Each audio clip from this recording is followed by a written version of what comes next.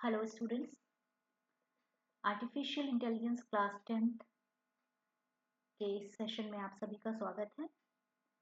आप सबको बताना चाहूँगी कि इस समय मैं KVSRO बेंगलुरु से डेवलप किया हुआ स्टडी सपोर्ट मटेरियल आप सबके सामने लेकर आई हूँ और इसकी हेल्प से ही मैं इस पर्टिकुलर टॉपिक को जो आपके सामने आज लेने वाली हूँ उसे प्रेजेंट करूँगी। यह एक बेहतरीन स्टडी मटेरियल है जिसके लिए KVS और KVSRO बेंगलुरु धन्यवाद का पात्र है। Dear students, I would like to present my sincere thanks to Shri Dharmendra Patilji, Honorable Deputy Commissioner of KVSRO Bengaluru.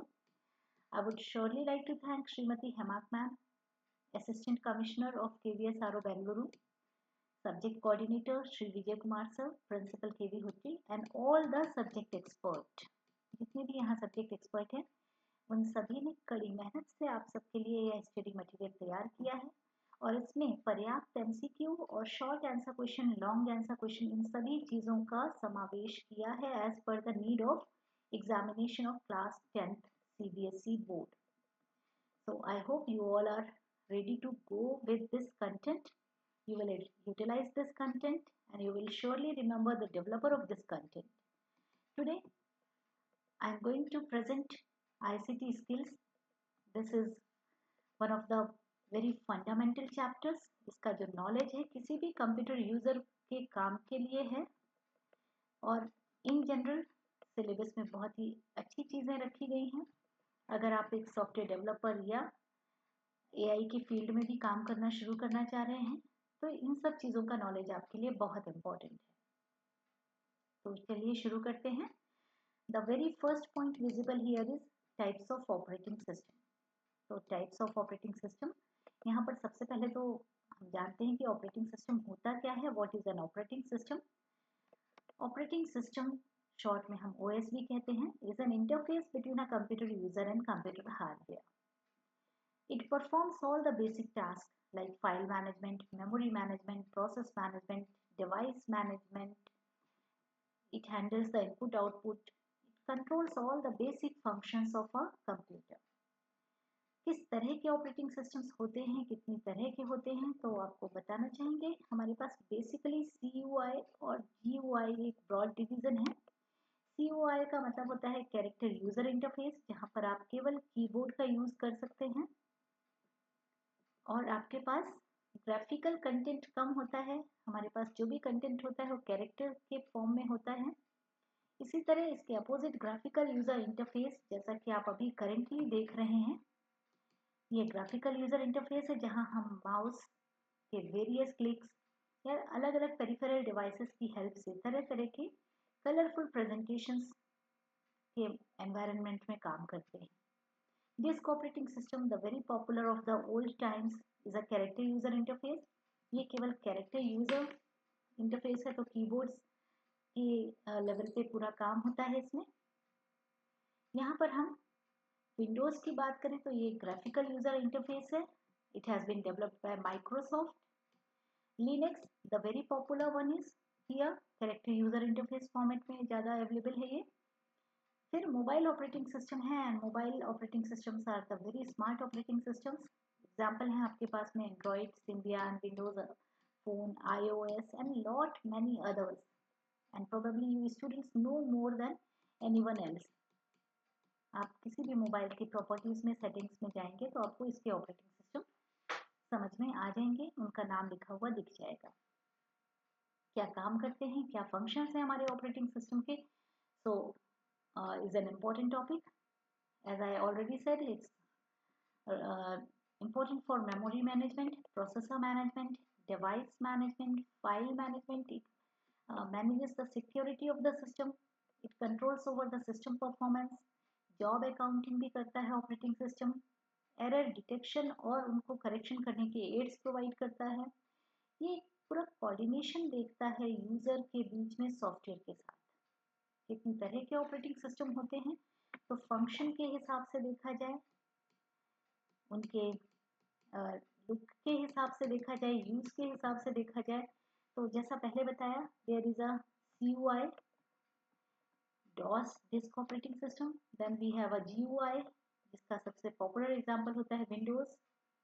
यह ग्राफिकल यूजर इंटरफेस है, इंटरैक्टिव ऑपरेटिंग सिस्टम है and lot of clicks, type of clicks like single click, that is left click या right click या double click, ये सारे के सारे clicks तरह तरह के फंक्शंस आपको प्रोवाइड कर रहे हैं। यहाँ आप माउस और कीबोर्ड दोनों यूज कर सकते हैं, कीबोर्ड का भी यूज होता है और माउस का भी।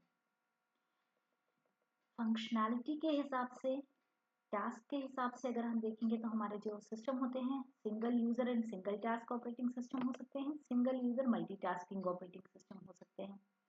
DOS is the example of single user single task. Windows, Apple का मैक ओएस भी हमारे पास यहाँ पर है, ये single user multitasking operating system के एग्जांपल है।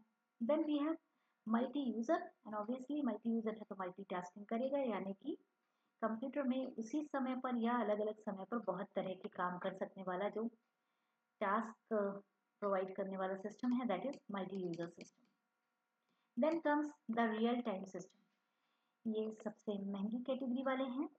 Real time system operating system वो ऑपरेटिंग सिस्टम्स हैं जिसमें जिस समय पर ज़रूरी है उसी समय पर काम होना रियल टाइम पर चल रहा है, मतलब आप जिस समय करवाना चाह रहे हैं काम, एग्जैक्टली वो काम उस समय पर हो ही रहा है। एग्जाम्पल के लिए आप सोच सकते हैं कोई रोबोटिक सर्जरी हमें करानी है, that is a real time operating system.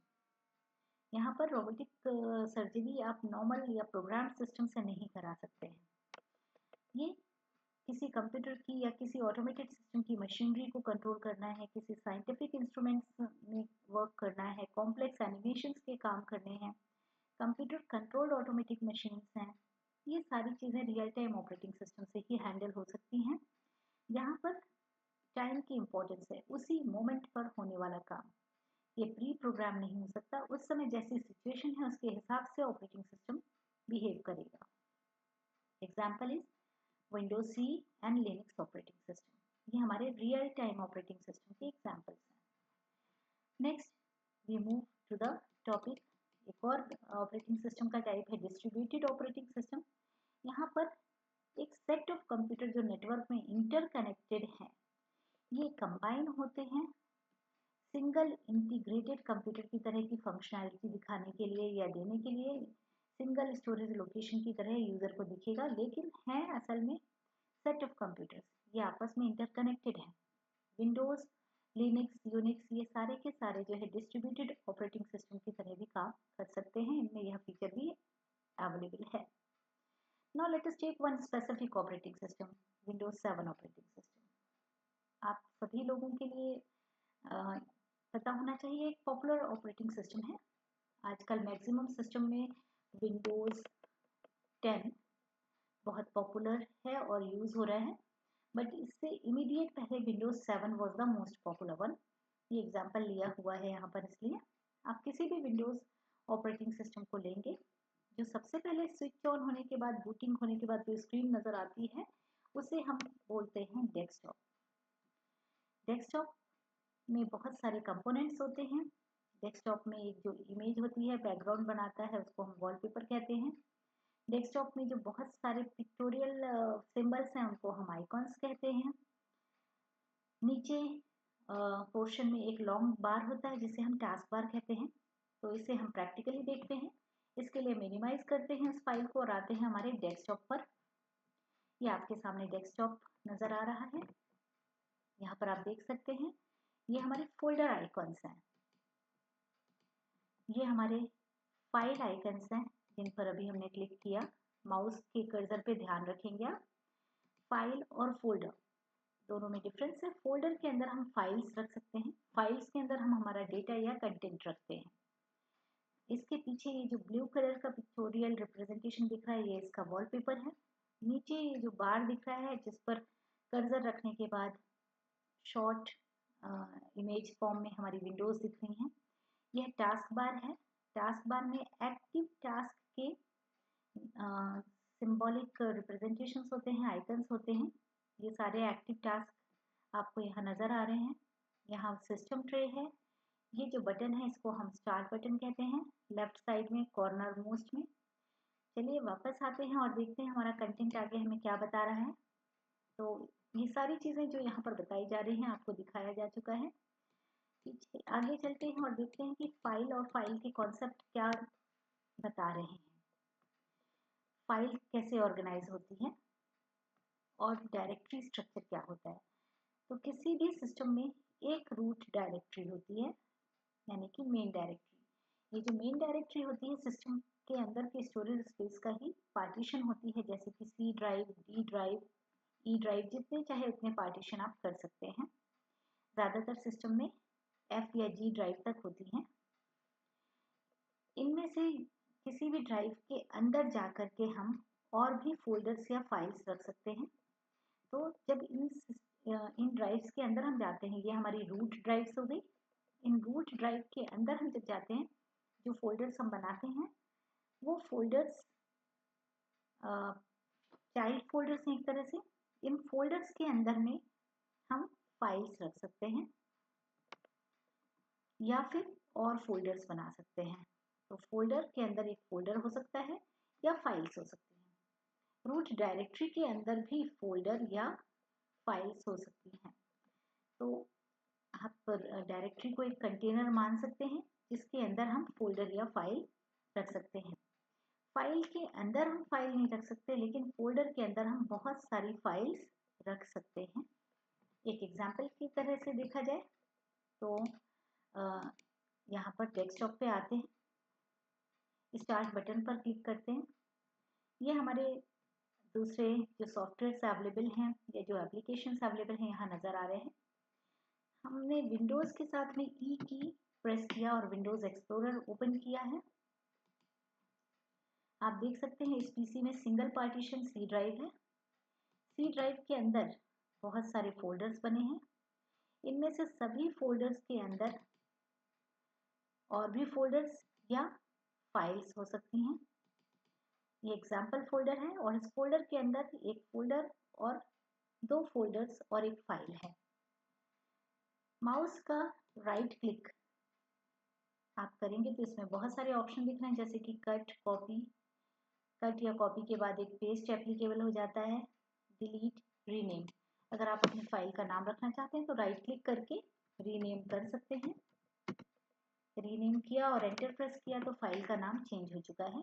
अगर आप किसी फोल्डर या फाइल को डिलीट करना चाहते हैं तो राइट क्लिक करिए और डिलीट ऑप्शन पर क्लिक करिए।